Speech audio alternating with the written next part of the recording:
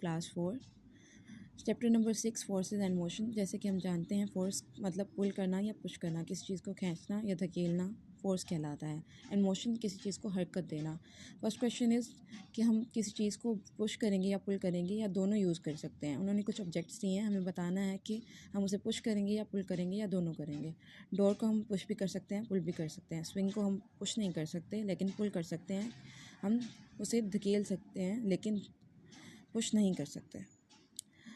Ball को हम push कर सकते हैं लेकिन पुल नहीं कर सकते। व्हील बैरो को हम पुश कर सकते हैं, पुल नहीं कर सकते। डोरबेल को भी हम पुश कर सकते हैं लेकिन पुल नहीं कर सकते, खींच नहीं सकते।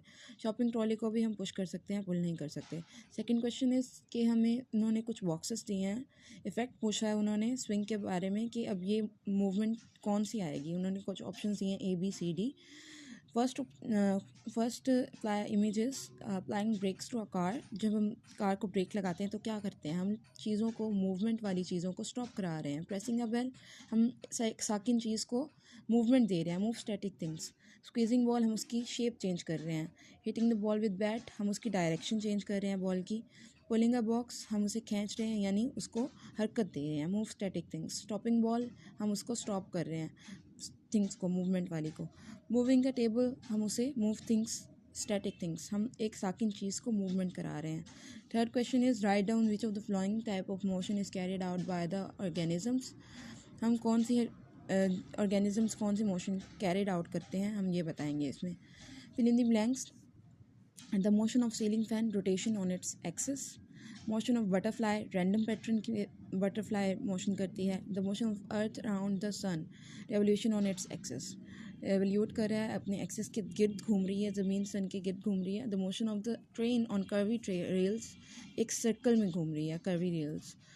The motion of stone falling down from a height, straight line होगी उसकी। ग्रेविटी, उन्होंने कहा है third gravity, tick the pictures that to correctly show a gravitational pull. उन्होंने दिखाई है, ग्रेविटी का मतलब हमें पता है कि ग्रेविटी का मतलब है ज़मीन के साथ जुड़े रहना।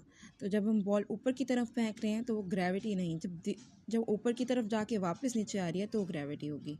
जैसे फाउंटेन में भी ऐसा ही है कि पहले ऊपर जा रहा था लेकिन वो नीचे की तरफ ही आता है ग्रेविटी की वजह से।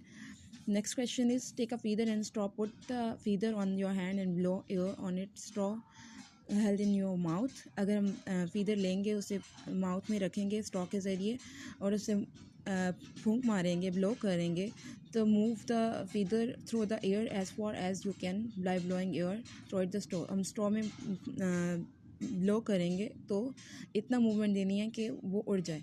Then answer the following question, why does the feather keep falling to the ground. क्यों गिरता है, ग्रेविटी की वजह से।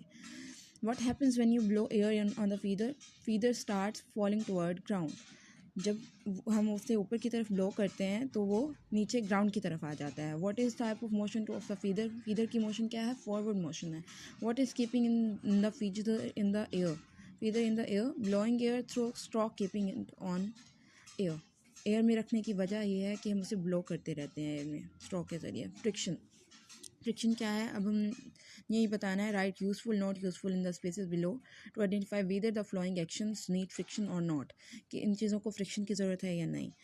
वॉकिंग यूज़फुल है, गोइंग डाउन अ स्लाइड यूज़फुल नहीं है, striking a match stick useful नहीं है, अप्लाइंग ब्रेक्स यूज़फुल है, going fast while wearing roller skates not useful, holding a glass useful, between the parts of machine not useful, fixing up a nail in a way useful, fill in the blanks with the help of the given words। अब हमने इन given words से fill in the blanks पुल करनी है। for dash is a push or pull, हमने जैसे पढ़ा है force is a push or pull।